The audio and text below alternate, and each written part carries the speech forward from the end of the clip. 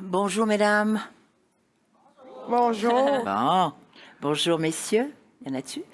Ah! On se sent en minorité. Non, il y en a Merci d'autres. d'être là. Merci d'être là.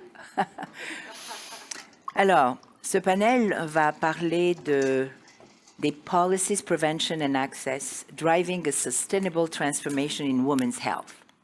Nous avons, et je vais les présenter une par une grande dame qui a créé une coalition pan-canadienne et qui est Madame Winton, qui malheureusement ne comprend pas ni ne parle le français. Donc, je vais m'adresser à elle en anglais. Vous avez normalement les traductions si vous en avez besoin. La santé des femmes n'est plus une question périphérique. Elle est au cœur de la résilience, de l'équilibre et du progrès de nos communautés. Et pourtant, malgré des avancées indéniables, de profondes inégalités demeurent en matière de prévention, d'accessibilité, de reconnaissance des enjeux spécifiques, mais aussi dans la façon dont le système de santé est structuré. Aujourd'hui, nous avons réuni des voix influentes, issues de la médecine, de l'innovation technologique, du monde des affaires et du plaidoyer national. Wow! Ils sont contents. Ils sont contents. Ensemble, elles ouvriront une conversation engagée à l'intersection des politiques publiques, de la transformation des systèmes et surtout de l'expérience vécue par les femmes trop souvent négligées ou mal comprises. Nous profiterons aussi de ce moment pour marquer le lancement officiel de la communauté Femmes en santé, un espace de dialogue, de collaboration et d'action. Un espace où des voix individuelles deviennent influence collective. Un espace pour passer de l'intention à l'impact. L'objectif de notre échange, il est clair. Faire de la santé des femmes une priorité durable au Québec comme au Canada en misant sur 3 leviers fondamentaux. La prévention, l'accessibilité aux soins et la réorganisation des services autour des besoins réels des femmes. Nos invitées, elles incarnent cette ambition. Je vous invite donc à vous laisser inspirer, à écouter activement et à envisager avec nous les prochaines étapes pour une santé des femmes réellement inclusive, équitable et transformatrice. Permettez-moi donc de vous présenter nos invités pour ce panel. Carmen Whitten, welcome. Thank you. Chair and President of the Women's Health Coalition in Canada, an organization dedicated to advancing a national network movement to speak openly, learn, and take action to eliminate the barriers, gaps, and biases in menstrual, reproductive, and sexual health. She brings a strategic vision and national advocacy for improved governance in women's health. Thank you for being with us. Thank you.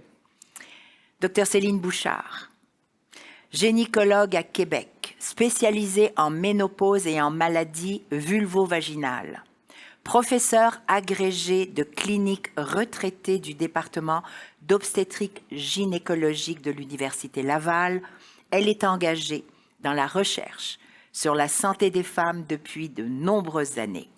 Elle nous apportera une expertise médicale en tant que voix forte pour la prévention et les soins sensibles du genre.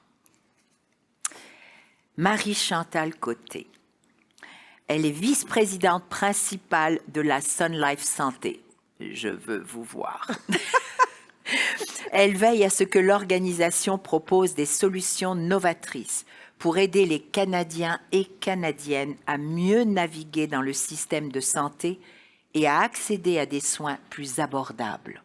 Elle nous apportera un regard corporatif sur le rôle des employeurs, des assureurs et de la prévention en milieu de travail. Merci d'être parmi nous. Merci beaucoup. Anna Schiff est une entrepreneure en série et l'une des rares femmes au Canada, j'aimerais qu'on applaudisse, je m'excuse, c'est l'entrepreneuriat, à avoir fondé et introduit une société en bourse. Elle a cofondé Dialogue, la plus importante plateforme en télémédecine au Canada qui est entrée en bourse en 2021. Et elle a ensuite été acquise par Sun Life. En 2023, elle a cofondé la plateforme virtuelle de santé féminine Coral. C'est bien dit, Coral? Parfait. Dont elle préside le conseil d'administration. Coral, c'est une plateforme de santé numérique qui se spécialise en soins pendant la période de périménopause et ménopause. Avec elle, nous explorerons les enjeux d'innovation, d'accès numérique et de solutions technologiques pensées pour les femmes. Ma première question va venir vers vous, Dr Bouchard.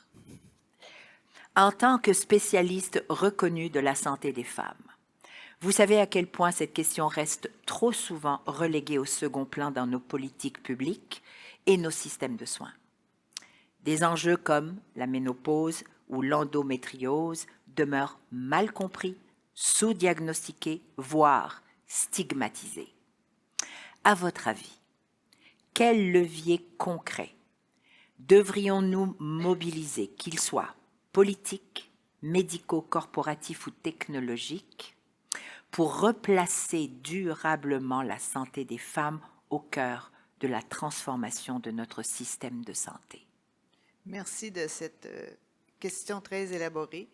Merci de me donner la parole. Cependant, si j'ai une liste à faire, je n'ai pas non plus le pouvoir de changer les choses, mais si je m'adressais au premier ministre Carney, j'aurais une grande liste d'épiceries. Je ne suis pas sûre que je serais écoutée autant que les premiers ministres des provinces ont été écoutés. Mais disons que si on voulait défendre la santé des femmes au point de vue des politiques, il faudrait absolument que les politiques interviennent au niveau probablement des salaires, hein, et l'égalisation des salaires, sortir les femmes de la pauvreté. Deuxièmement, ça serait beaucoup aussi sur légaliser des congés pour des conditions spécifiques aux femmes. Parce que la dysménorrhée, là, la douleur menstruelle des femmes, là, peut être très, très handicapant. Il y a des femmes qui ont des douleurs menstruelles de 9 sur 10. Oui. C'est équivalent à une douleur post-opératoire le jour de l'opération. Vous pouvez penser que si vous allez travailler, puis ça revient tous les mois. Donc, il n'y a pas de congé statutaire pour ces femmes-là. Les menstruations abondantes aussi. Il y a des femmes là, qui ont des hémorragies. Là. Ils ne peuvent pas sortir de chez elles.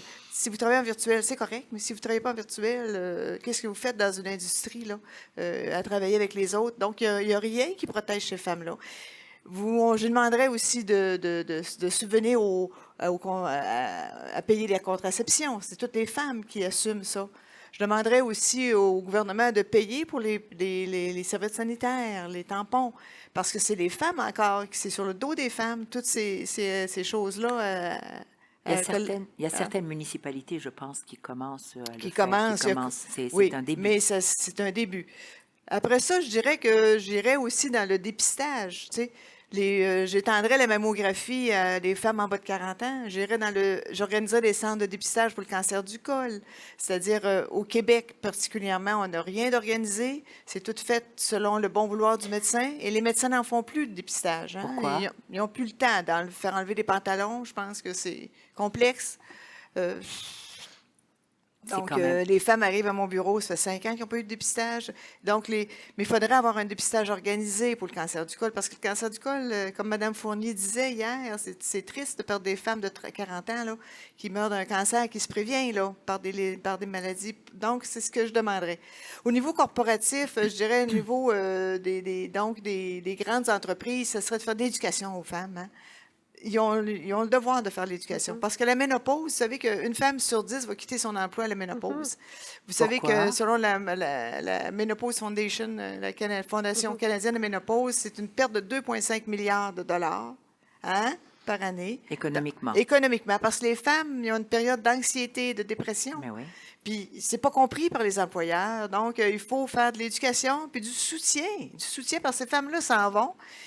Beaucoup de femmes n'acceptent pas des postes de montée en grade parce qu'elles sont trop anxieuses, ils ne dorment pas bien, puis c'est pas pris sérieusement par les médecins. Puis je dirais qu'au niveau médical, ben c'est dommage, mais les médecins ne savent plus comment traiter les femmes. Puis les médecins accusent souvent les femmes qui ont mal au ventre, que c'est psychologique. Est-ce qu'on entend dire ça, un homme? Que Non. c'est psychologique? Donc, nous, les femmes, parce qu'on est genrées femmes, nos douleurs ne sont pas prises au sérieux. Les maladies cardiaques ne sont pas prises au sérieux. La prévention du diabète et de l'hypertension n'est pas prise au sérieux. On n'est pas traité aussi bien que les hommes. Donc, puis la ménopause, ben, ça a disparu des cours pour les médecins de famille. C'était absent de leur cursus d'éducation. Donc, les gens ne savent pas comment traiter les femmes. Donc, vous avez beaucoup de travail à faire. Je vais laisser peut-être la parole aux autres, mais, Mais ça, j'ai une longue liste. mais ça, c'est la liste des besoins qui sont réels, concrets. Est-ce que, d'après vous, rapidement, est-ce qu'il y a quand même une avancée quelque part? Est-ce qu'il y a des organisations de formation, des universités qui ont décidé de commencer à vouloir faire une différence? Est-ce qu'on peut trouver ça? Est-ce qu'il y a des médecins ou des jeunes aujourd'hui, des jeunes femmes, parce que les jeunes femmes sont quand même omniprésentes dans le monde de la santé, est-ce qu'elles sont, elles, maintenant des advocacy? Est-ce qu'elles ont une voix? Oui, parce que je vais être élue présidente de la Société canadienne de ménopause en septembre et on fait beaucoup d'éducation. Bon. Et on a des jeunes femmes, beaucoup sur notre board, Mais sur oui. notre comité aviseur. Là. Oui. On a beaucoup de jeunes femmes. Oui, on fait beaucoup d'éducation. Puis dans le cursus, là, ça revient parce que là, les gens s'aperçoivent que les femmes veulent avoir de l'hormonothérapie. Ben oui, ils veulent. Mais oui. Mais les médecins ne sont pas équipés pour leur prescrire. Ils sentent un besoin, donc les gens assistent à beaucoup de cours et ça revient. Mais il faut faire de l'éducation, C'est ça. de l'éducation et de l'éducation aux femmes. Parce que là, maintenant, les femmes, malheureusement, ils n'ont plus confiance au monde médical. Ils Oui. se retournent vers des influenceurs et quelquefois, ce n'est pas la... Non, c'est pas la bonne porte d'entrée. toujours. Comprenez-vous? Oui, Ils oui. n'ont pas confiance en nous maintenant. On a perdu un petit peu la Mais confiance. c'est la science. Oui. C'est la science qui doit prévaloir, ouais. c'est le sérieux Oui. autour de ce. Oui. D'ailleurs, j'en parlerai tout à l'heure avec Mme Whitten. Anna, merci. La difficulté des femmes à accéder aux soins provient de nombreux facteurs, comme l'éloignement géographique, n'est-ce pas? La crainte de consulter, on le voit, puisque justement elles n'ont plus confiance, ou la peur de ne pas être entendues ou comprises. Selon votre expérience entrepreneuriale, comment les outils numériques, les solutions dématérialisées ou l'intelligence artificielle peuvent-ils contribuer à surmonter ces obstacles? Oui, c'est une très bonne question. Puis je rajouterais en fait dans les facteurs qui font que les femmes consultent moins, aussi le fait que souvent les femmes vont s'attribuer et se dire que les problèmes qu'ils ont, c'est de leur faute. Oui. On parle de périménopause, ménopause. Bien, souvent, ce qui arrive, c'est que nos hormones changent, notre métabolisme change, puis on commence à moins bien dormir. Puis là, on se réveille à 2 heures du matin, on ne se rendort pas, mais on se dit, ah, ben, je suis vraiment stressée, c'est ma job, c'est mes enfants, c'est mes parents. Après ça, ben, on commence à faire de l'anxiété, on commence à se chicaner avec les gens à la maison. Puis, tu sais, c'est progressif, hein? Puis là, ben, on se dit, ben, c'est de ma faute, ben, c'est ça. Tu sais, puis en fait, je pense que c'est important de le dire, ça aussi, parce que ça fait partie des raisons pour lesquelles les femmes ne viennent pas rechercher des soins. Après, la technologie, selon moi, il y a beaucoup de positifs, puis je parlerai aussi peut-être de certains éléments à réfléchir. Donc, le positif, c'est que, la technologie rend les soins accessibles selon l'horaire des femmes. Alors, on peut s'en servir à la maison, on peut s'en servir à des heures qui ne sont pas des heures normales cliniques. Il y a des plateformes comme Dialogue qui sont accessibles 24 heures sur 24, 7 jours sur 7. Chez Coral, on a des femmes qui s'inscrivent à 2 heures du matin ou à 11 heures le soir. Parce qu'elles peuvent quand pas dormir. elles ne dorment pas ou quand elles se réveillent puis qu'elles Ben se disent « j'ai besoin d'une solution ». Alors, ça permet de diminuer le facteur accessibilité. Puis tu parlais du fait que certaines femmes habitent loin. Oui. Mais la distance ne devient plus un facteur quand les soins sont rendus de façon virtuelle. Numéro 2, ce que je trouve qui est vraiment important à travers la technologie, c'est qu'on est capable de rallier les expertises en un point. Donc, on a Dr. Céline Bouchard, qui est une experte de ménopause. On a très peu de gens au Canada qui sont des experts. Mais la technologie, ce que ça nous permet de faire, c'est de rallier ces gens-là ou l'expertise de ces gens-là dans un point qui devient accessible. Donc, au lieu qu'une femme ait à se déplacer puis à conduire pendant des heures selon où est-ce qu'elle habite, ou en se disant, ben tel spécialiste, j'ai entendu dire qu'il va me prendre au sérieux puis qu'il va me prescrire de l'hormonothérapie selon les meilleures pratiques, mais là, ça devient moins nécessaire si on a une plateforme qui offre ce type de service. Alors, je pense que ces deux choses-là sont vraiment, vraiment importantes. Puis, la technologie, les petites entreprises technologiques qui prennent de l'ampleur, ils vont vite, ils écoutent leurs patients. La seule façon qu'une compagnie privée peut avoir du succès, c'est si ses membres, ses utilisateurs, les patientes sont satisfaites. Alors, ça, c'est vraiment important parce que, puis dans mon expérience personnelle, de développer des services en mettant vraiment l'expérience de la patiente et les résultats de la patiente au centre de ce qu'on développe. Oui. Alors, il y a aussi le côté impact parce qu'on veut aller vite, on utilise le moins de ressources possible pour livrer le meilleur service possible. Alors ça, je dirais, c'est la troisième chose d'un point de vue efficience, efficacité. Je pense que ça, c'est important de le nommer. Après, on a une responsabilité comme compagnie technologique. C'était une mission qu'on s'était donnée chez Dialogue et c'est encore une mission qu'on se donne chez Coral, c'est d'établir une qualité de soins de façon globale. Oui, on est dans des entreprises canadiennes, mais quand on avait lancé Dialogue, on s'est dit, on veut établir la qualité des soins virtuels de façon globale. Et on avait, à l'intérieur de Dialogue, on faisait des audits. On faisait beaucoup, beaucoup, beaucoup plus que ce qui était mis en place ou demandé dans des guides de pratique, par exemple. Pareil pour Coral. C'est important de dire, bien, c'est quoi le meilleur service qu'on peut offrir? Puis ce qui est vraiment intéressant, c'est que les connaissances, c'est pas juste à travers des experts humains, mais c'est aussi de la recherche culturelle. Il y a énormément de recherches qui se passent en Australie. Il y a d'excellentes recherches sur la testostérone pour les femmes qui viennent du laboratoire de Sue Davis. Alors, beaucoup de recherches intéressantes. Le UK, très en avance d'un point de vue politique. Alors, il y a beaucoup à apprendre et à ramener. Et je pense que de vraiment mettre de l'emphase sur de la qualité est essentiel parce que, comme disait le Dr Bouchard, d'aller aller vite puis s'allier avec des influenceurs puis promouvoir un peu n'importe quoi, ben c'est un risque d'un point de vue technologique. Puis le dernier point que je dirais, encore, technologie, il faut faire attention aux données personnelles. C'est toujours une question. Là, on échange nos données personnelles pour recevoir des soins. Alors, d'avoir quand même une rigueur autour de ça et d'y penser, c'est important. Oui. Mais selon moi, et évidemment, j'ai beaucoup de biais associés à ce que je vais dire, mais je penserais réellement que la prévention et l'amélioration de la santé de la femme passe beaucoup par de la technologie, puis de la technologie de très, très haute qualité. Oui, mais généralement, il faut savoir d'abord où aller. Mm-hmm. Il faut savoir comment y accéder. Puis il faut savoir aussi ne pas s'auto-diagnostiquer, parce que ça aussi, c'est un des risques, on le voit, où c'est devenu Google, parce que justement, on a l'impression de ne pas être entendu, comprise, et on essaie de trouver une solution par soi-même. Donc là, vous nous avez parlé de la technologie, vous avez parlé de Dialogue, de Coral, c'est déjà des points de repère, mais il y a des experts. Il y a aussi... Aujourd'hui, de plus en plus, on parle de globalisation au niveau de la recherche scientifique, mais aussi médicale pour les femmes, de plus en plus. Oui. Et je pense que ce point de chute doit être un point où on peut comprendre ce qui nous arrive pour ensuite en parler avec son propre médecin ou sa médecin. Exactement.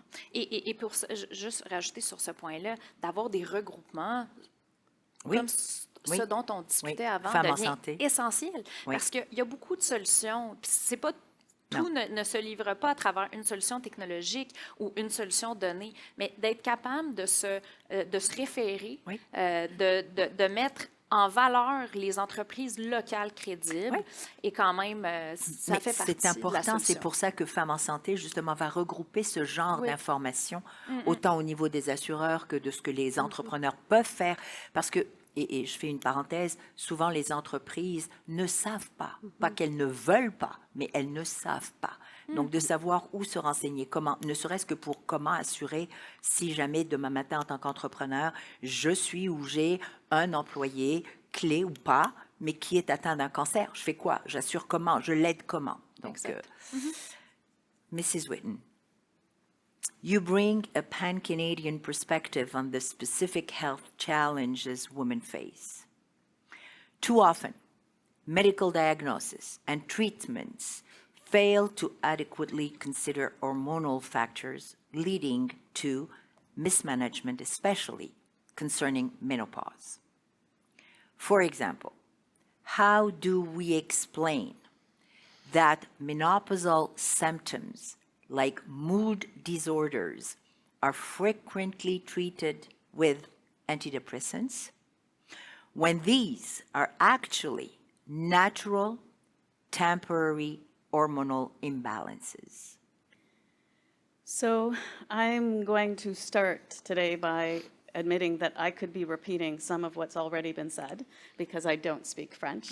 And I'm incredibly fortunate that the Women's Health Coalition of Canada Quebec chapter has brilliant people like Dr. Bouchard on our board to provide that clinical expertise. So I may be going to spend a little bit of less time on menopause because I heard both panel members address menopause. I think that the thing that's really important is that when we consider women's health, we have to think of it from the perspective of all the ages and stages of a woman's unique health journey. It's not the same as the man's. Consideration of women in research is not the same as men. And the hormonal changes that women go through each of these changes needs to be the lens that we look at health through. We need to take the bias out of the system. Women need to take charge of their health journey. They need to challenge their healthcare providers. They need to ensure that proper investigation is conducted for them and that assumptions are not made just because of how old they are. Briefly, I'll say with menopause, you show up at the doctor's office, and if you're talking about brain fog and you're talking about depression and insomnia, the question is, how old are you? No. Ask me a different question. And if you're a young woman who's having heavy menstrual bleeding and depression that goes with that, she could be dismissed because of teen drama. It's just puberty. But what if underneath all of that is something serious? So we have to take women serious through all the experiences they're going to have through their life journey. Menopause is an example, just one example. I mean, we could talk about endometriosis, PCOS, prolonged heavy menstrual bleeding, but it's one of the things that doctors admit to the Women's Health Coalition that they don't know enough about. They haven't been trained on it. And so what happens then is they treat what they know.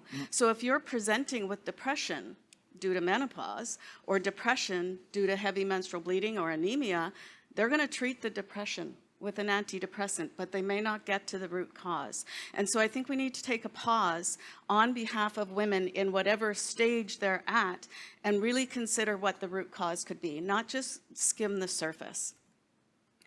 There's another thing that's emerging right now. It's in technologies and digital health and telehealth and lifestyle medicine apps that are out there that are becoming more sophisticated.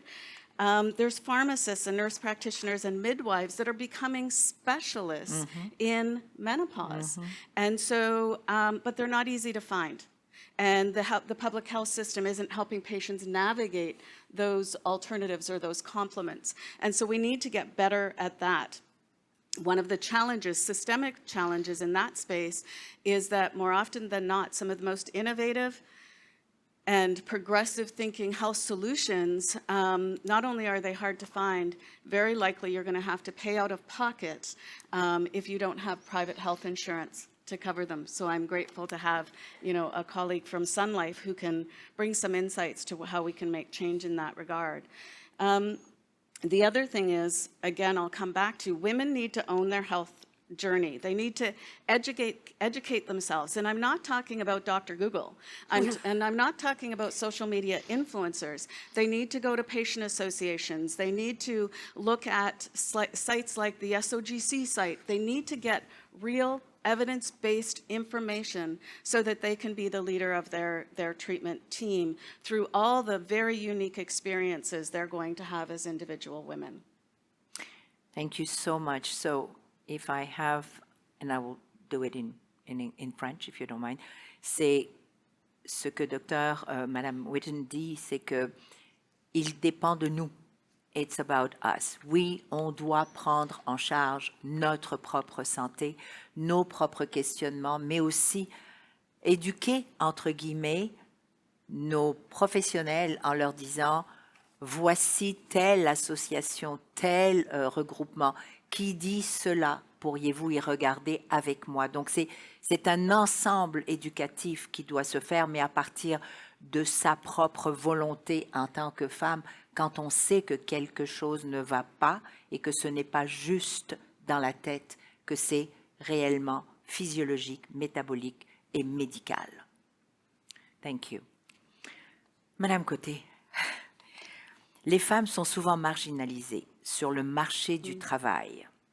Elles occupent des emplois précaires, temporaires ou à temps partiel, ce qui limite leur accès à une assurance santé. Pourtant, être femme, avec les pathologies spécifiques qui y sont liées, ne devrait jamais constituer un obstacle supplémentaire.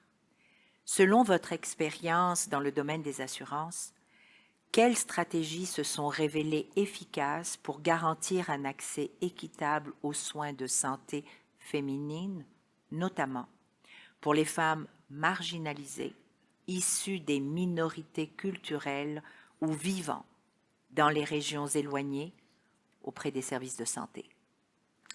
Merci. Premièrement, je dois vous remercier de participer, d'assister à cette conversation-là très intéressante. Et aussi, on parlait tantôt, quel progrès on a fait comme société. Vous êtes une spécialiste des maladies vulvo-vaginales.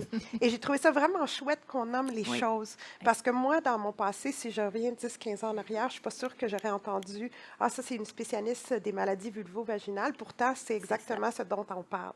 Fait que je pense que ça démontre le progrès qu'on fait. Encore du progrès à faire, mais félicitations à mes collègues.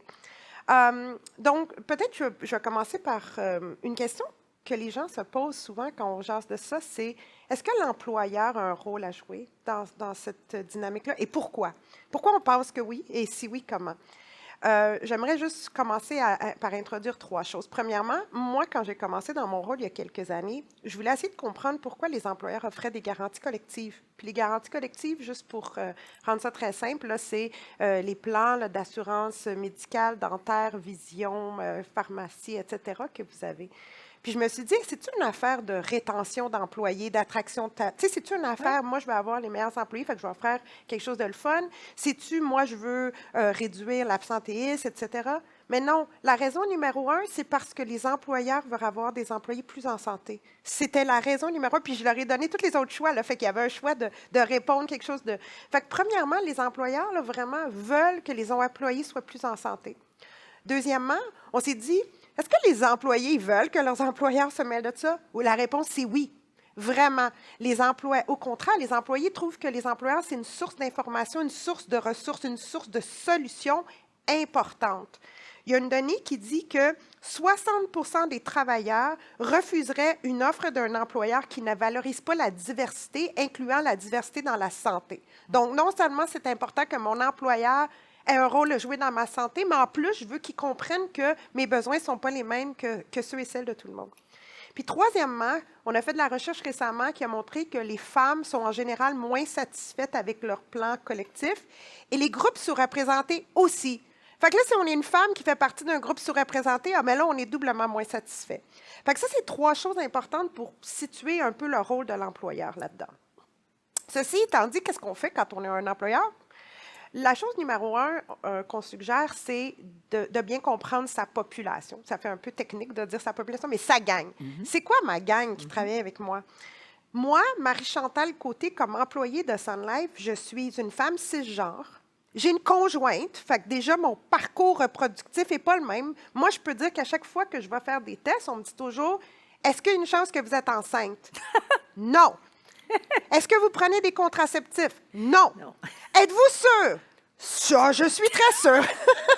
Mais ils ne comprennent pas pourquoi je suis sûre, parce qu'il y a de l'hétéronormativité dans les parcours de santé. Fait que là, c'est pas parce que je suis une femme, c'est parce que j'ai une femme qui a une conjointe. J'ai un trouble anxieux, diagnostiqué, traité, et je vis très bien. Je vis à Montréal, donc j'ai accès à plein de ressources santé à Montréal. Je travaille pour Sun Life, donc j'ai certains privilèges. Ça, c'est mon parcours personnel santé. Puis si on fait ici, toutes les femmes ici, puis on est toutes des femmes, là, on a toutes des parcours très différents. Ouais. Fait que ça, de comprendre ça comme employeur, c'est clé. Parce que comment on peut aider nos employés dans leur parcours santé si on ne comprend pas un peu de quoi a l'air notre population? Fait que ça, c'est la recommandation numéro 1, c'est de comprendre, puis de parler. En tu sais, moi, quand je dis ça tout haut, là, moi, j'ai une conjointe, moi, j'ai ci, moi, j'ai ça. OK, mais ça prend un petit peu de courage, là, puis je le fais, puis après ça, les autres le font. Mais on ne peut pas avoir ces discussions-là puis comprendre si on ne parle pas de ces choses-là. Ensuite, quand on comprend bien notre population, il y a deux choses qui fonctionnent bien. Il y a des solutions plus larges, à portée générale, puis il y a des solutions plus ciblées. Puis je vais vous donner 2-3 exemples de chacun pour mettre ça en couleur. Quand on parle de dialogue télémédecine, ça, c'est une solution plus large qui est super efficace. Pourquoi?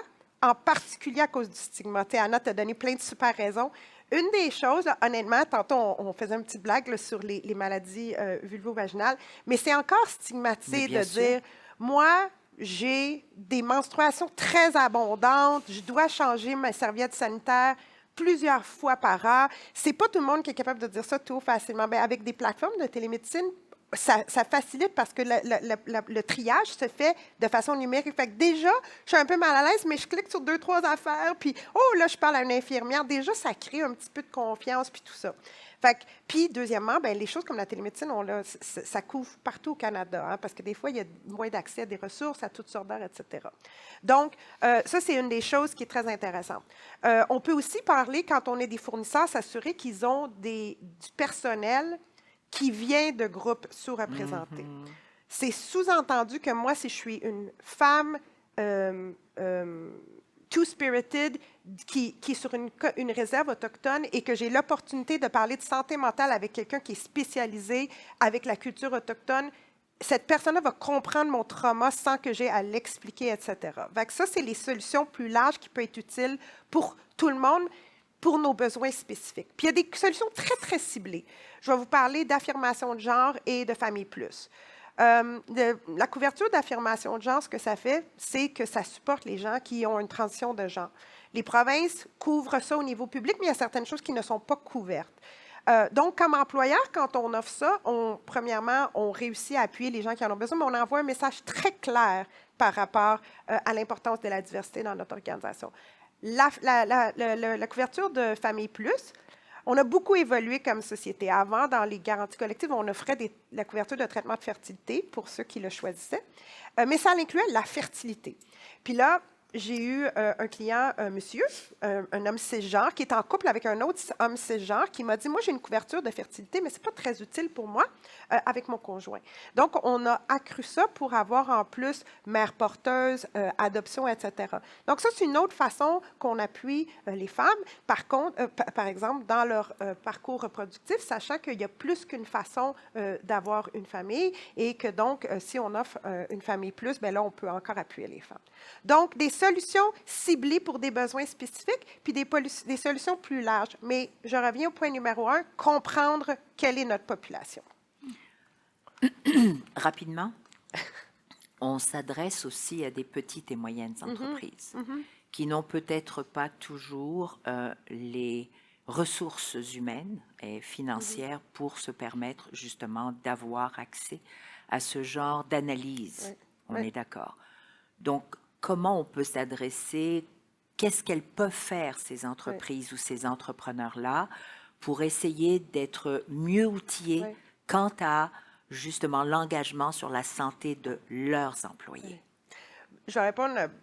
Il y a beaucoup d'entreprises spécialisées. Je suis sûre que Cora le fait, Sun Life le fait. Nous, on a des guides d'appui pour les entreprises gratuits, honnêtement. Là, ça fait que ça ne fait pas de vente ici, là, sur notre site Web pour appuyer les entreprises avec leur parcours pour appuyer la santé des femmes et appuyer le parcours santé, diversité, équité, inclusion des employés. Donc, allez-y, c'est gratuit, disponible pour tout le monde. Puis il y en a d'autres comme ça, mais ça, c'en est un. Parfait. Merci. Mais c'est ça, c'est l'accès à Tout à l'information. fait. Il va falloir L'information de justement- qualité. Et voilà. Anna, je vais revenir vers vous parce qu'il y a quelque chose, on parle beaucoup d'intelligence artificielle mondialement, ça évolue à une rapidité tellement fulgurante que ça en est effrayant quasiment, surtout pour le commun des mortels. Donc, les technologies l'IA de santé, elles offrent des perspectives qui sont fascinantes, mais qui risquent aussi de reproduire des biais historiques et systémiques. Comment s'assurer que les innovations futures servent réellement l'équité en santé pour les femmes? Oui. Ben, c'est une question très, très importante. Puis en fait, on en parle de façon très large, là. Il y a les biais qui existent en santé de la femme, mais de façon plus large, je pense qu'il y a toujours un risque de biais. En intelligence artificielle, on parle souvent de c'est quoi les données de début? Qu'est-ce qu'on utilise comme recherche? Qu'est-ce qu'on utilise comme données pour commencer à bâtir nos modèles? Et je pense que de le comprendre, puis de se poser cette question-là comme société ou comme décideur ou comme, par exemple, grand employeur qui travaille avec des fournisseurs, ça devient vraiment important. Parce que les données, si les données du départ ne sont pas supervisées, appuyées, basées sur la recherche qu'on considère où le biais est pris en charge, ben là, évidemment, déjà là, il y a un risque. Mais ça va se répercuter sur Et le ça long. va se répercuter. Donc, je pense que il y a de plus en plus de femmes qui participent, heureusement, à tout ce qui est intelligence artificielle et santé. Je pense que de continuer à investir, à demander, puis à surinvestir aussi dans une diversité de gens qui contribuent et qui travaillent en technologie, en intelligence artificielle. De plus en plus, c'est des jeunes qui font partie de cette génération-là qui comprend. Alors, je pense que là-dessus, comme employeur, d'investir et de surinvestir dans des gens qui viennent... Tu sais, c'est toujours drôle de dire de la diversité quand on parle de femmes, là. Je veux Oui. dire, on fait comme... Oui. On est un On petit peu fait- plus que la majorité, là. Ouais, mais Fait que, tu sais, on des fait fois... partie de... Mais bon, tu sais, mais dans ces contextes-là, il y a moins de femmes. Donc, je pense que d'être vraiment... c'est ça, de le faire de façon plus intentionnelle devient vraiment important. Donc, je pense que, tu sais, il y a comme le côté de qu'est-ce qu'on met dedans, qu'est-ce qu'on développe, puis comment est-ce qu'on développe des ressources. Je trouve que, bien, personnellement, moi, j'ai quand même de l'optimisme là, quand ça vient à l'intelligence artificielle parce que je trouve que c'est un très bel outil. C'est un outil qui est accessible par beaucoup, beaucoup de monde.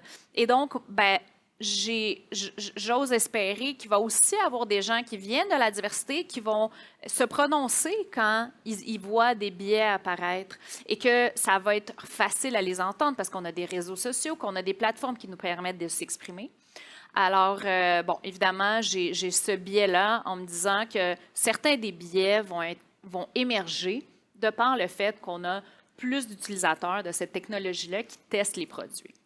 Après ça, oui. Non, allez-y. OK.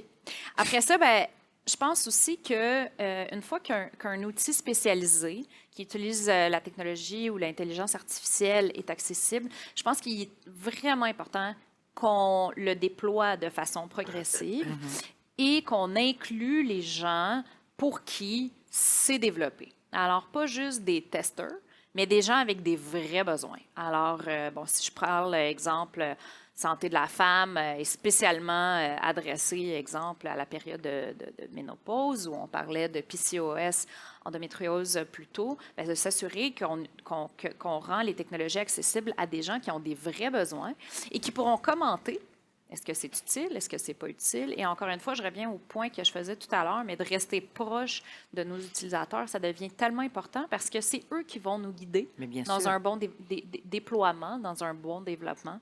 Alors, je pense que pour les biens, encore une fois, c'est vraiment important, encore une fois, de le faire avec de la bonne recherche. Mais c'est la responsabilité de ceux qui utilisent justement ou qui créent ces logiciels, ces intelligences artificielles, parce que ça provient des êtres humains pour des humains.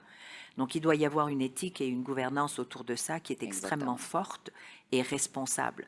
Par contre, il faut aussi, et ça je m'adresse à nous tous et à nous tous et à nous toutes, parce que individuellement, nous avons tous un réseau. Chaque personne a au moins une centaine de personnes qu'on connaît. Donc, je crois que c'est aussi notre responsabilité de faire de la recherche sur ce qu'on pense qui est une problématique qui nous incombe, mais aussi d'aller voir les organisations, les associations, de s'impliquer, de porter la parole, de poser des questions pour avoir des réponses. C'est comme ça que vous allez obtenir cette data à partir, que ce soit des universités, que ce soit des chercheurs, mais de façon scientifique, parce que vous en êtes responsable. Absolument, absolument. Puis je pense qu'il y a de plus en plus de formations aussi pour Oui. les conseils d'administration, Oui. pour les investisseurs, sur comment gouverner l'intelligence artificielle. Alors, je pense que ça devient très, très important. Et comme société, ben, on peut le demander. C'est une préoccupation. C'est une préoccupation. Mrs. Whitten, given that many women still report feeling unheard or dismissed in their healthcare journeys, what concrete approaches, such as support during sensitive stages or inspiring initiative from Canada or abroad, do you believe could help rebuild trust between women and the healthcare system? I'm going to come back to, thank you for that question. I'm going to come back to women taking leadership and ownership of their experience first. And they need to be able to trust in themselves. And I think one of the things that many women, probably not the ones in this room, may not even be very comfortable talking about what's going on with their body.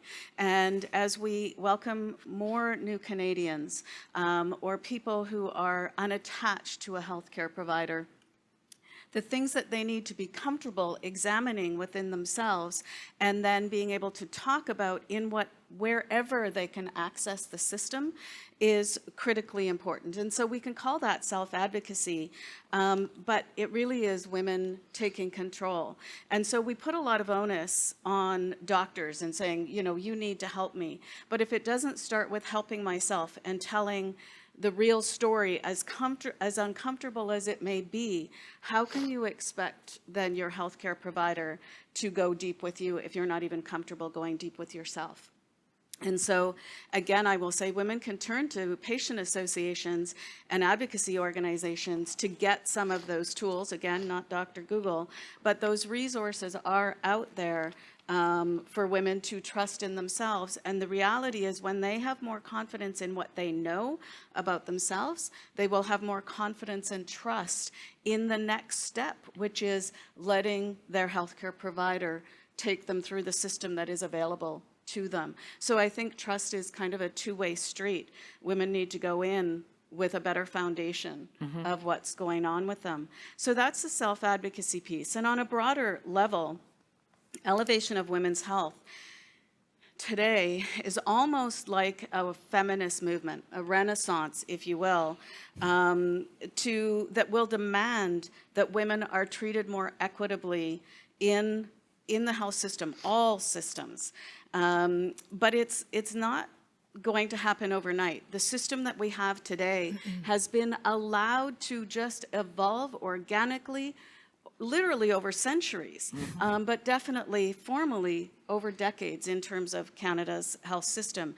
So unraveling those biases and those barriers is going to take time. It's going to take teams. No one group can do it alone. It doesn't matter how awesome of a specialist they are or how connected they are to payers or how influential they are in policies. If all those things don't come together at the right time for the right instance, we're going to remain in this lockdown. And the other thing that's different in Canada from other countries is that every province has something different going on. So we need to think about things in Canada on a national level as enabling. And I think that at this particular time, federally, and it's what the Women's Health Coalition is standing on right now, we need to catch up to countries like the UK and Australia Denmark. and Egypt and establish a legislated women's health framework, because that framework could enable all of us here, organizations like the Women's Health Coalition, the Endometriosis Society, to have something to stand on, to hold government accountable to. It will create benchmarks that we can strive towards. It will create targets that are set by the World Health Organization and not embraced on a fragmented basis, but embraced because of its overall impact on half the population. Women will be better represented in research. Funding can be, innovative or equitable approaches to sort of unraveling the compensation models right now that favor men's health over women's health. There are so many things to do, but it isn't about blowing up the system. It's finding an entryway, a gateway to incremental change that will continue that we can all continue to put pressure on to bring women's health into an equitable state in our health system. So kind of a bit Thank of a drift from your actual Yeah. question, but Yeah. No, I think it's- that's, we've got to catch up. We could use HPV screening as an example. HPV primary screening was adopted, I think, in the UK, for sure, in Australia in 2017. We're still doing pilots in Canada. No. All the evidence is there. Why are we still doing pilots? And that's just one example. There's all kinds of things we could look at, but I think we have to be willing to look at them. I think what you said is the togetherness. Yeah. That's what is going to make things change rapidly, or more rapidly than it is right now. And Canada has been very, I would say, not just slow, but conservative in changes in every way possible. I mean, I could speak about it as an entrepreneur, but in the health care system, we can see it on an everyday basis, and we wonder why. So we need these kind of coalition at a greater dimension to really stand for what we know we can do. Because on a des scientifiques, on a des universités, on a des médecins, on a des pharmaciens, on a des chercheurs, on a des technologues, des innovateurs extraordinaires. It's just working together. That's what's missing right now in the name of, not just because it's women, but because it's part of the society that has been forgotten and not understood for too long. Dr. Bouchard. En matière de prévention générale et plus précisément pour le cancer du col de l'utérus qui est en augmentation au Canada, quels leviers concrets et à quel moment clé de la vie faut-il mobiliser en priorité pour améliorer durablement la littératie en santé des femmes et encourager une prise en charge proactive adaptée à leur réalité? Je pense qu'il faut éduquer les femmes qui vont être mères, parce que la vaccination à l'école, c'est primordial. Vous savez que le Gardasil 9 a 7 virus qui fonctionnent très bien en prévention. Donc, éliminer le cancer du col, c'est notre but en 2040 au Canada, éliminer le cancer du col. Mais ça, on va le réussir lorsqu'on va éduquer nos femmes. Mais nos femmes sont éduquées sur le VPH. Ils arrivent à mon bureau, ils divorcent. Puis là, je parle, ben là, il faut que vous ayez le vaccin peut-être contre le VPH. Ils disent, le vaccin contre le VPH, mais mon enfant l'a eu, pourquoi moi? Ah. Pourquoi moi? Ah, ben, j'ai dit, parce que vous allez avoir un nouveau partenaire, parce que vous êtes à risque d'attraper des virus qui peuvent donner le cancer du col. Donc, il y a une absence de connaissances complète pour les femmes adultes sur le risque d'attraper le VPH. Puis la vaccination existe, puis ils ne sont pas au courant que c'est pour elles. Donc, ça, mais il faut rejoindre nos femmes. La littératie, je pense que nos femmes lisent peu maintenant. Il faut rejoindre donc des communautés de femmes. Il faut éduquer par des podcasts. Il faut éduquer, peut-être pas par le pharmaceutique, Non, mais par par le d'autres digital, choses. par le digital. Oui, il faut éduquer nos femmes. Il faut aller, parce que le cancer du col, ça se prévient. Ça me fait toujours de la peine de voir que des jeunes femmes meurent du cancer du col qui se prévient. J'aimerais aussi dire qu'il faudrait aussi que le ministère fasse un registre des gens, puis les rappeler pour leur test VPH à tous les 5 ans, mais comme pour le cancer du sein, ils sont rappelés, ou à tous les 2 Oui. ans. Hein. Mais là, nous, on n'a pas de registre au Québec. Certains au BC l'ont, mais c'est pas tout le monde au Canada qui a des registres. De se faire rappeler pour dire, puis faire avoir des centres d'endroits Oui. où on Oui. fait notre dépistage. Oui. C'est laissé libre à personne. Personne n'est responsable. Donc, il faut vraiment créer. Parce que le cancer du col, ça se prévient et ça se traite avant qu'il soit cancéreux. Et c'est triste que tout ça arrive encore. C'est quand même incroyable, hein. La base de tout, c'est l'information, l'accès à L'information. l'information, Oui. l'accès à l'information et la volonté aussi de vouloir donner cet accès, parce que c'est dans les deux sens. Madame Côté, quel rôle concret les employeurs peuvent-ils jouer pour soutenir la santé des femmes en milieu de travail, qu'il s'agisse de prévention de santé mentale ou de reconnaissance des enjeux hormonaux, et quelles pratiques efficaces observez-vous déjà en dehors de tout cadre réglementaire, notamment à travers des initiatives internes ou des partenariats publics-privés? Puis pour revenir un peu, tantôt vous parliez de la statistique que j'ai la même, là, une femme sur 10 qui quitte le marché du travail à cause de symptômes non traités de ménopause.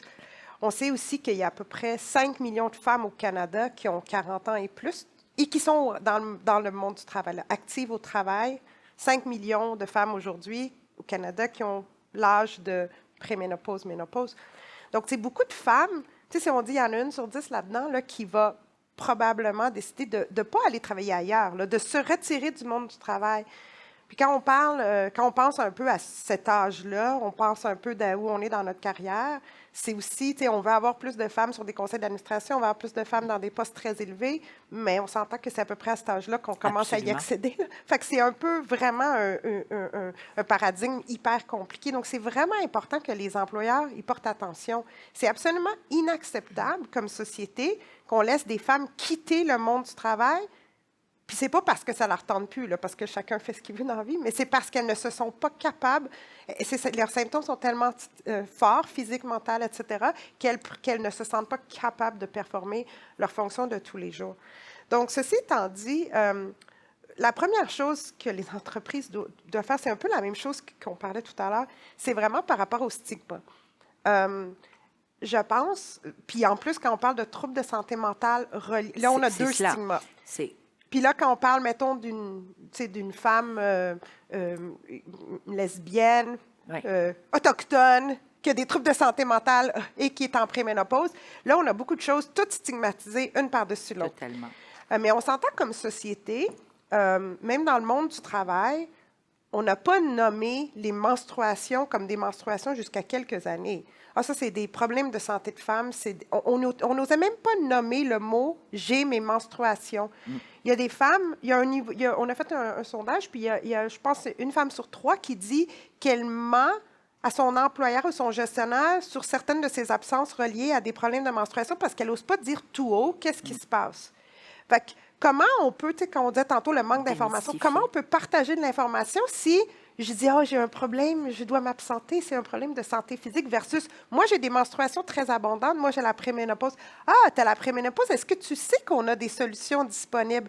Les programmes d'aide aux employés, la télémédecine. On a des programmes de gestion d'hormonothérapie dans des garanties collectives que les gens n'utilisent pas parce qu'ils ne savent même pas c'est quoi, parce qu'ils ne savent pas c'est quoi, parce que personne n'en parle, parce que personne ne parle de ces sujets-là.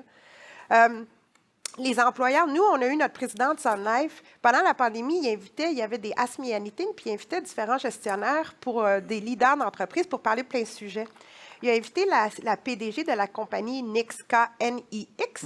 K-N-I-X, ce qu'ils font dans la vie, là, c'est des culottes de menstruation.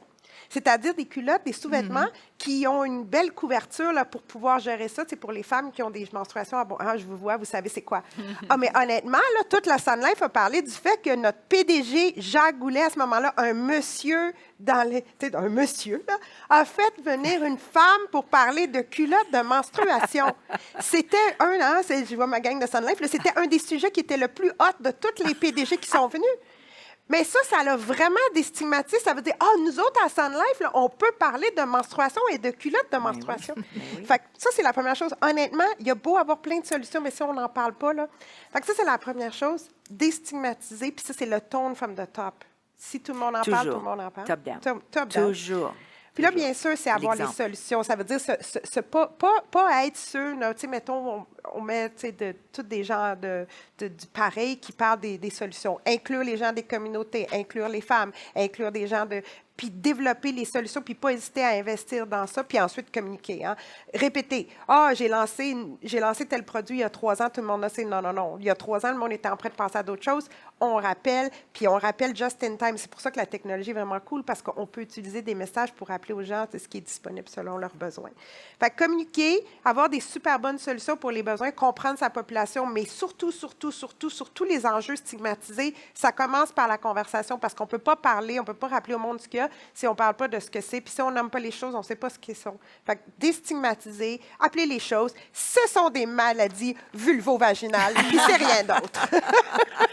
C'est super hot.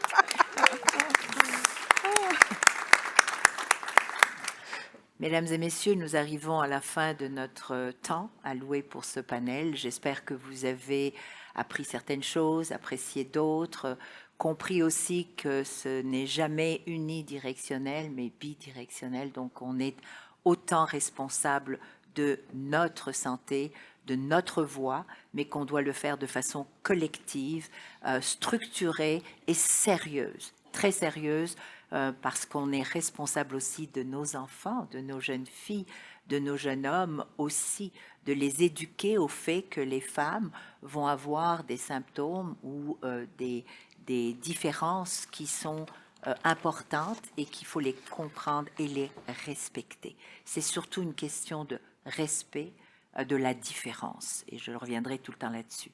Anna, merci infiniment. On applaudit, s'il vous plaît. Merci. Merci. Mrs. Whitten, you have been a delight. Really, thank you for everything. Thank you for having me. Docteur Bouchard, merci. Vous faites partie de celles et ceux qui font une immense différence. Dans ce cas-là, c'est dans la santé, mais aussi dans la façon dont vous vous tenez et vous continuez de vouloir faire cette différence. Merci de nous inspirer.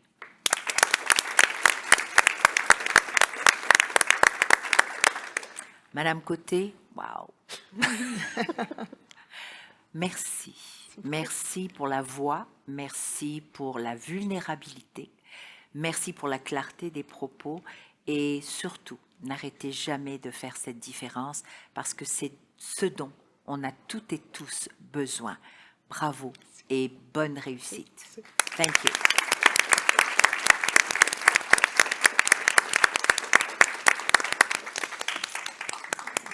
Merci. Merci. Merci. Merci beaucoup. Voilà.